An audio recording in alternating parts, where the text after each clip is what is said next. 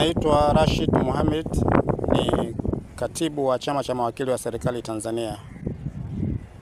Nimekuja mbele yenu leo wananchi wa mkoa wa Tanga kuwakaribisha na kwanza kuwafahamisha uzinduzi wa kamati za sheria na uwepo wa kliniki ya sheria bila malipo inayoratibiwa na ofisi ya mwanasheria mkuu wa serikali akishirikiana na ofisi ya mkuu wa mkoa wa Tanga. Zoezi hili linatarajiwa kufanyika ndani ya mkoa wa Tanga kuanzia tarehe 9 mpaka tarehe 15 ya mwezi huu wa 3 mwaka 2026. Hivyo ni wito wetu kwa wananchi wote wa mkoa wa Tanga kutumia hii fursa ambayo itatujia au imetujia ndani ya mkoa wetu. Ni muhimu wananchi wote tukajitokeza kuja kueleza changamoto zetu za kisheria ili ziweze kupata utatuzi. Zoezi hili limekusudiwa hasa kusikiliza matatizo ya wananchi, hasa yale matatizo yanayogusa eneo la kisheria.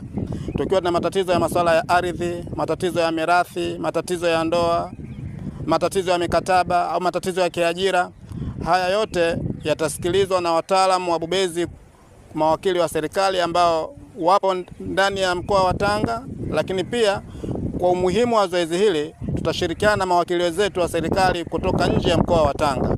Takriban mawakili wasiopungua 40 kutoka nje ya mkoa wa Tanga watashiriki katika zoezi hili muhimu.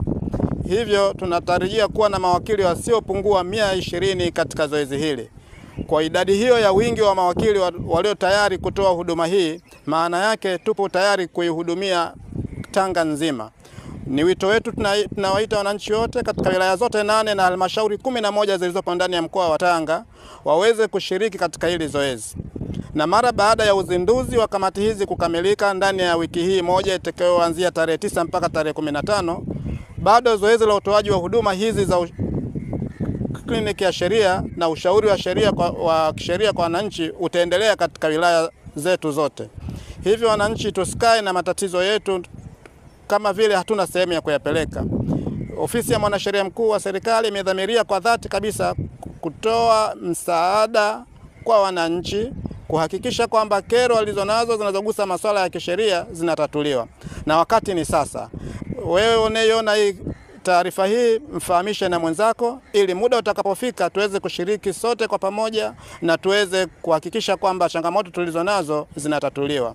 Niwashukuru sana na niwakaribishe tuweze kushirikiana katika uzinduzi huu utakaofanyika tarehe 9 mpaka tarehe 15 katika viwanja vya Tangamano hapa mkoani Tanga. Asanteni sana.